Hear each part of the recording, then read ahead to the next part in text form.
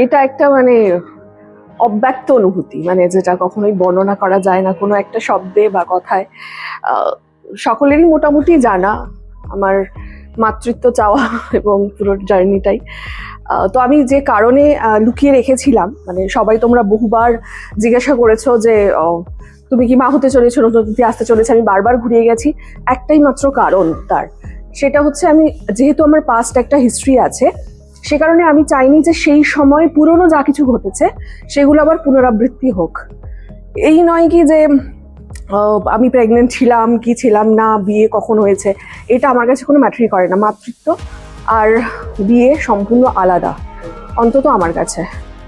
তো যেহেতু গতবারে আমার সমস্তটাই আমি শেয়ার করেছিলাম, ইনফ্যাক্ট কৃষ্ণবলিতে আমার অনস্ক্রিন অফ স্ক্রিন প্রেগনেন্সি সব এক ছিল, তো আমি চাইনি সেটা যদি আগে থেকে জানাজানি হয়ে যায়, মানে কি হয়, লোকে তো কুসংস্কার তো থাকেই মানুষের মনে, তো সেইটা আমি কোনো একটা জায়গা থেকে আমার মনের মধ্যে খুব ফোবিয়া তৈরি হয়ে গিয়েছিল যে সবাই যদি আগে থেকে জানতে পেরে যায়, যদি কিছু করে ফেলে, যদি কিছু ক্ষতি হয়ে যায়, তো সেই জায়গা থেকে সম্পূর্ণটা লুকিয়ে রাখা। এবং তোমাদের বারবার বলেছিলাম যেদিন আমি মা হব সেদিন সবার আগে তোমরা জানতে পারবে, আমি সেটাই করেছি, তোমাদেরকে আমি জানিয়েছি যে আমি মা হয়েছি।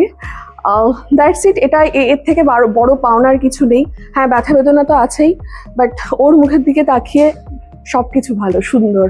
নামটা কি ভাবনা? সিডো সম্পূর্ণ ওর ভাবনা। এবার তুমি এক্সপ্লেন করো ওয়াই সিডো। নামটার অনেক মিনিং আছে, একটু সার্চ করলে পেয়ে যাবে।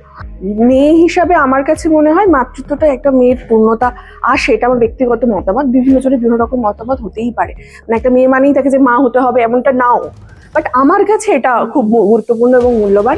তো আমি যেটা চেয়েছি আমি সেটা করতে পেরেছি, মানে এটা আমার কাছে অ্যাচিভমেন্ট, আর কিছু না।